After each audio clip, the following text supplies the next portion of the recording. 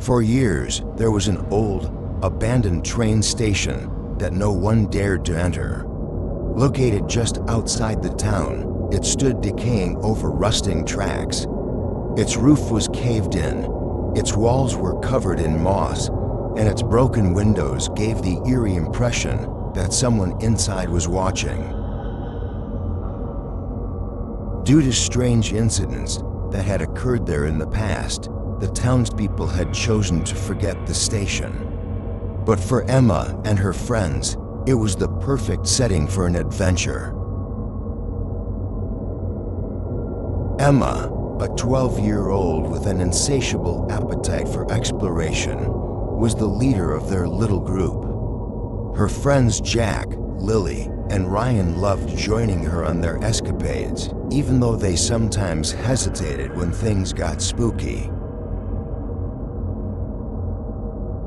When Emma proposed investigating the abandoned station, the others were reluctant at first, but her daring spirit won them over.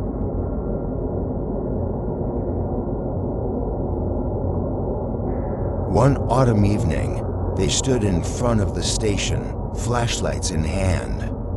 The sky was overcast, and a cold wind rustled the trees. "There's no turning back now," Emma said with a grin.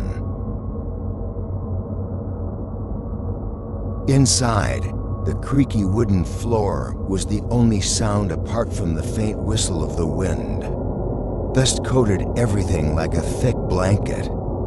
Faded posters from a bygone era hung limply on the walls. But the most striking feature was the old, rusted train car sitting at the end of the tracks. According to local legend, this train car was at the heart of the station's dark history. "Is this the one they talk about?"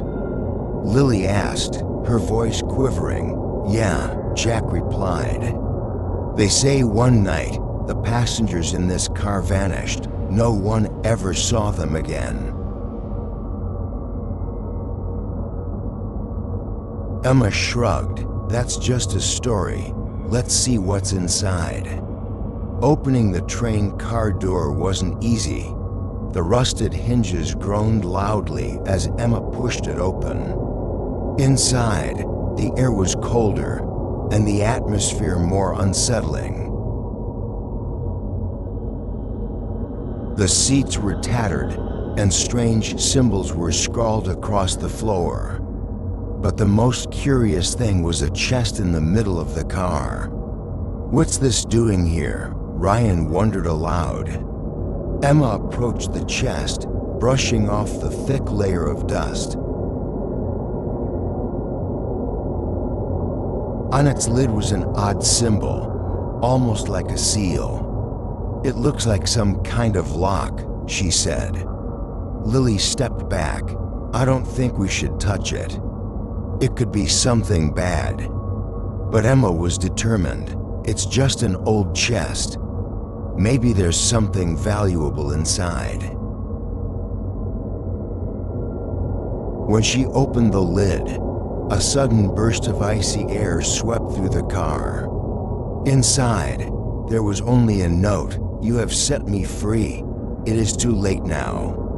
At that moment, the train car's lights flickered to life, casting eerie shadows on the walls. The children froze as a faint whisper echoed around them, growing louder and louder. A dark figure emerged from the shadows, slowly moving toward them. "Run!" Ryan shouted. The children bolted from the train car, racing toward the station's exit. But as they reached the door, it slammed shut on its own. The whispers intensified, and strange shapes seemed to dance in the corners of their vision. The train sped along the tracks, and the children found a door at the back of the car. Opening it revealed a blinding light. As they stepped through, they suddenly found themselves standing on a hill outside the town. When they turned around, the train and station were gone. Emma took a deep breath. What ... was that? Jack shrugged. Maybe a ghost from the past. But one thing's for sure, I'm never going anywhere like that again. From that day on, the abandoned train station was never seen again. But at night, Emma and her friends could still hear faint whispers in their dreams, as though the darkness hadn't fully let them go.